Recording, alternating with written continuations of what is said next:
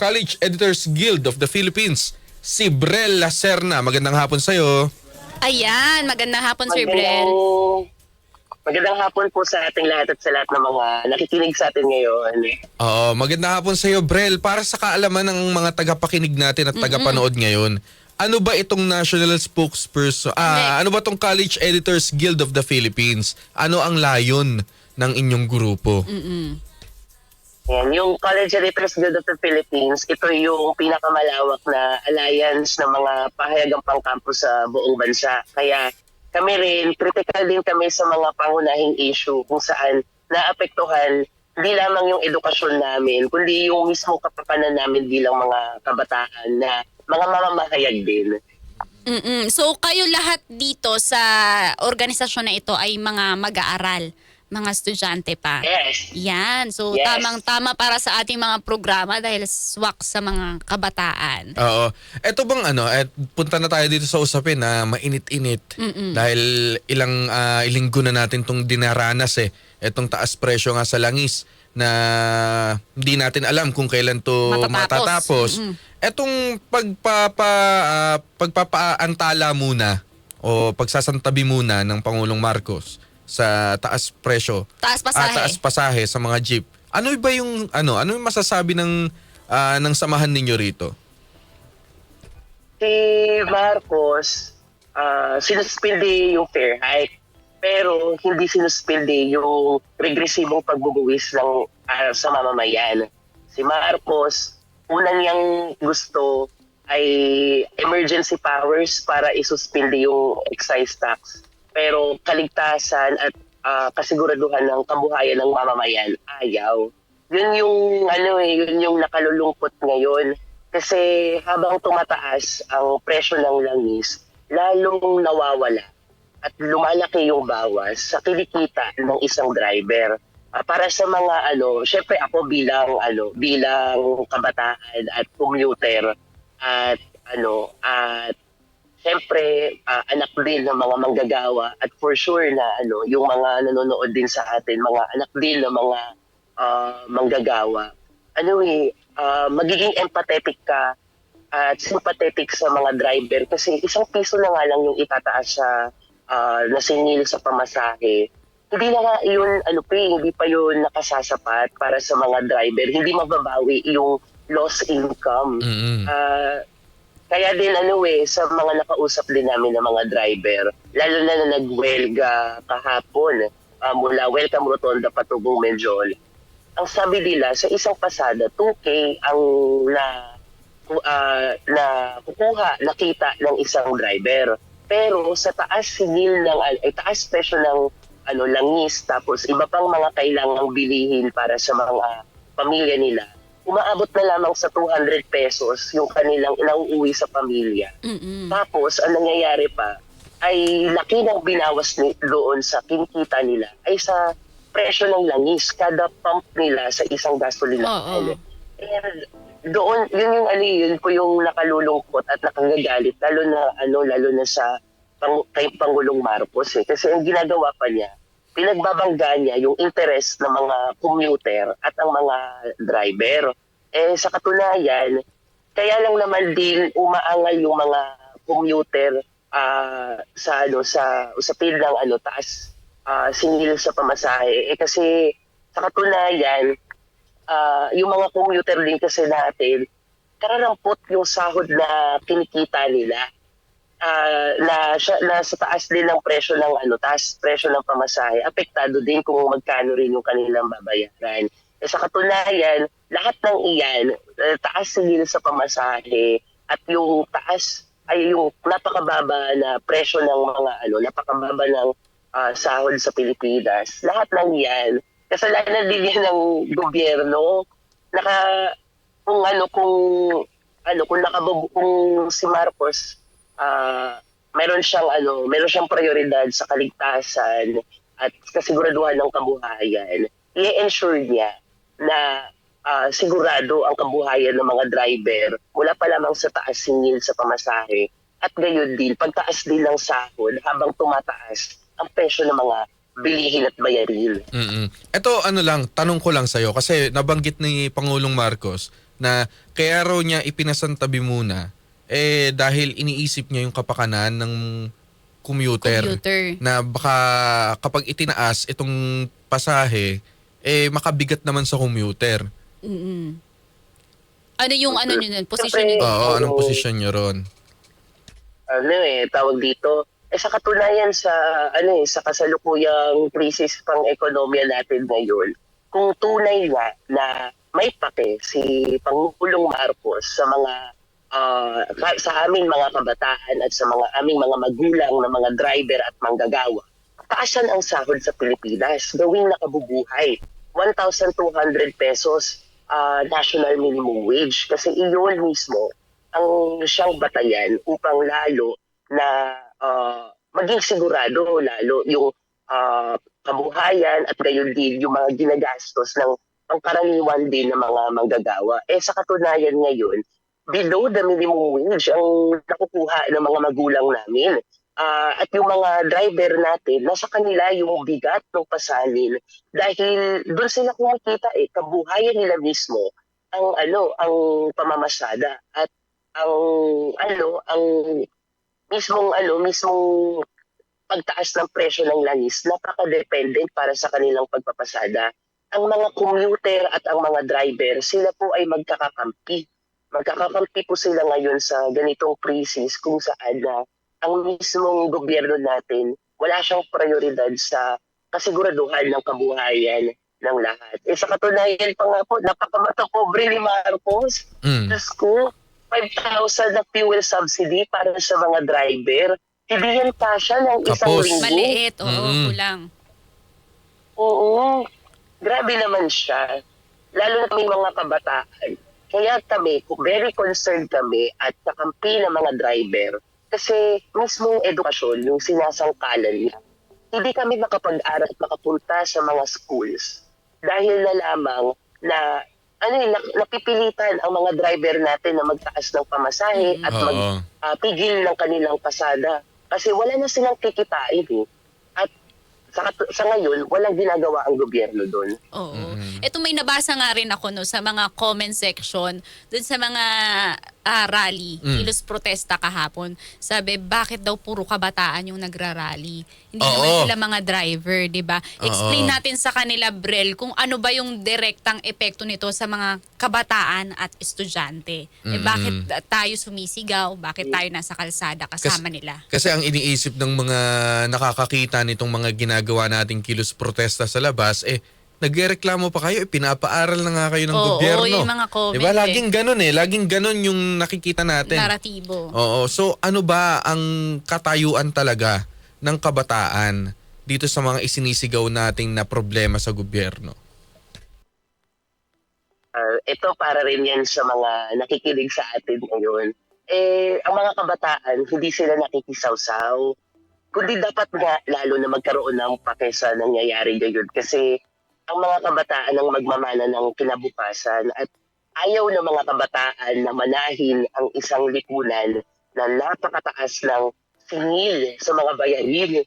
Lalo na't ngayong Marso at Abril, ito mismo yung panahon kung saan napakaraming mga graduate na mga kabataan, na mga susunod din ng mga manggagawa, na ito ang pasalin nila. Napakababa ng sahod sa Pilipinas at pistulang ang gobyerno, pinapatay ang kabuhayan ng mga maralita at ng mga driver natin. Kaya din, dapat lamang na ang mga kabataan ay tumutubo kasama sa mga laban ng mga driver at gayon din ay nakikiisa sa kanila. Kasi it is the service also to the people. If us students, hindi namin ginagamit yung aming pag-aaral sa aksyon at mismong pagpuprotesta. Aksyon iyon na makapangyarihan na ginagawa ng mga kabataan. Ano naman din problema kung napakaraming mga kabataan ang sumama sa welga ng mga driver, di ba? Ang pakikiisa ng mga kabataan sa welga, yun mismo yung mga yun mismo ang tinuturo ng ating mga paaralan. Dapat nga lalo na yung lakas at talino ay siyang binibig-deserve sa mga constituents natin tulad na lamang ng mga driver natin. Mm-mm. Gayon din, no? Kaya rin naman din, para rin sa lahat, kaya rin naman nakikiisa rin ang mga kabataan. Hindi lang dahil, kinabukasan yung concern niya. Sa katunayan, may gerang agresyon na nangyayari sa buong daigdig sa pangunguna ng US. Mm-mm. At alam ng mga kabataan na dahil sa nangyayaring digmaan sa iba't ibang bansa, kaya din, lalo sa pangunguna ng US, kaya nagtaasan ang presyo ng langis. At kaming mga kabataan, ayaw namin sa giyera. Lalo na dito sa Pilipinas, ngayon na nagkakaroon ng mga balita na ang mga US troops nais na naman magkaroon ng mga military exercises dito. Mm-mm. Diyos ko, ang daming poproblemahin ng mga kabataan na pangunahing rason na hindi na-resolve ni Marcos at hindi siya malinaw doon. Eto, kung magkakaroon tayo ng pagkakataon, tayong mga kabataan, na magkaroon ng tsansang makausap o makapagbigay ng suhestyon sa gobyerno, ano yung tingin nyo na mabisang solusyon para matuldukan itong mga taas presyo na to? Marcos ngayon, niraratsyada niya yung emergency power sa Congress level para magkaroon siya ng kaparihan para isuspindi ang excise tax sa langis. Sabi naman mga kabataan at mga commuter, bakit lamang isususpindi lang? Dapat tanggalin na yan. Tanggalin ang excise tax sa langis. Tanggalin ang value-added tax sa mga pangunahing bilihin na napakataas, 12%. Mas napakalaki ng kinikita ng gobyerno habang hindi napapanagot ang mga oil companies na siyang may hawak sa pagtataas ng presyo ng langis dahil deregulated ang langis. Walang hawak ang gobyerno natin na ubra ito sa mga oil companies. Kaming mga kabataan, kami mismo ang consumer na nagbayad ng buwis. Tapos, kung tignan natin yung pamahalaan, napaka-aksaya sa paano ginagamit ang buwis na nagmumula sa mamamayan. Tanggalin na yan. At higit lalo na itong mga panawagan para sa fair hike ay kaakibat din ito ng pagtataas din ng sahod pa rin sa mga manggagawa. Dapat lamang na nasa unahan ang mga manggagawa kasama ng mga driver para lalo rin ang kasama ng mga kabataan para igiit ang kaligtasan at kasiguraduhan sa kabuhayan. Gayon din ay dapat pa nga ang ating gobyerno ay nangunguna at nire-review ang oil deregulation law hanggang sa pagbabasura nito. Kasi yan pangunahi rin na batas na siyang nagpapahirap lalo sa mga driver natin. Ayan, Brel, sa kabila ng patuloy na pagtaas nitong presyo ng langis, may nakikita ba kayong positibong pagbabago ba? Kung saan man ito dadalhin, yung mga kilos protesta natin. Parang ano yung kahihinatnan? Para rin sa ating mga manunood, kasama na marami pang mawelga ang mangyayari, hindi lamang magmula sa mga driver natin, kundi sa mga kapwa nating mga gagawa at syempre sa mga kabataan. Asahan ng gobyerno na mas marami ang mga walkout sa mga paaralan kung isinasangkalan mismo ni Marcos ang edukasyon ng mga kabataan. Kaya higit palalo na sa pag-asa natin sa sama-samang pagkilos ay mas marami pang mga kabataan ang lumahok dito. Kasi may nagagawa sa pag-rally, may nagagawa sa pagprotesta. Lalo na kapag nagbumula ito sa mga kabataan na isang tunay na pagbabago. Ayan, nabanggit nyo no, yung may mga susunod pa na welga. Baka meron kayong mga schedule pa na dapat naming antabayanan kung kailan ang susunod na mga kilos Oo. protesta. Lalo dito sa Mendiola, palagi yan meron. No? Oo. May mga nakaano ba kayo, nakalinya na schedule? Ang sa kasalukuyan, no, bawat Marso, ang mga marala naman ang siyang gumigiit din para sa kaligtasan at kasiguraduhan ng kabuhayan nila sa nakakadami ng mga demolisyon at gayon din pagtaas ng presyo ng mga bilihin. Hindi lamang mga driver, kundi ang mga maralita ang apektado. Kaya din sa Marcho 27 ay magkakaroon ng protesta rin ang mga maralita na tinatawag nilang kalbaryo ng mga maralita. Pero asahan natin na given ng informasyon na yun, mas marami pang mga sunod-sunod na mga protest ang mga driver natin. Gayon din ang mga kabataan na galit, hindi lamang sa taas presyo ng langis at ng singil sa iba pang mga bayarin, kundi galit na galit at tinututulan ang tumitinding gerang agresyon ng US hindi lamang sa Iran kundi sa buong daigdig. Ito, Brel, baka may panawagan ka sa mga kapwa nating kabataan. Oo, March 27 no, yung susunod. Oo. Pero hindi natin sure kung may mga sunod pa na kilos protesta. Yes po. Yes.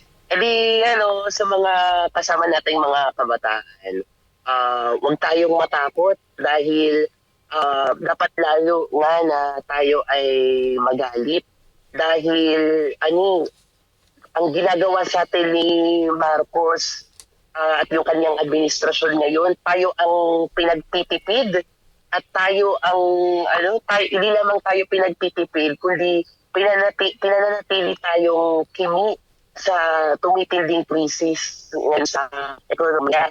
Kaya nga higit pala na magkaroon na pa kaya ang mga kabataan at kaisa ng kanilang mga magulang na manggagalit super tanggalin na yung value-added tax sa mga pangunahing bilihin.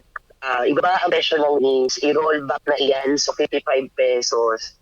At gayon din, ay tapusin na ng mga eskwelahan yung pagtataas din ng matrikula sa ating mga paaralan kung ganitong tumataas ang mga presyo ng bilihin. Sobrang concerned tayo sa ating mga kinabukasan pero nasasama-sama nating pagkilos, iyan, mapagtatagumpayan.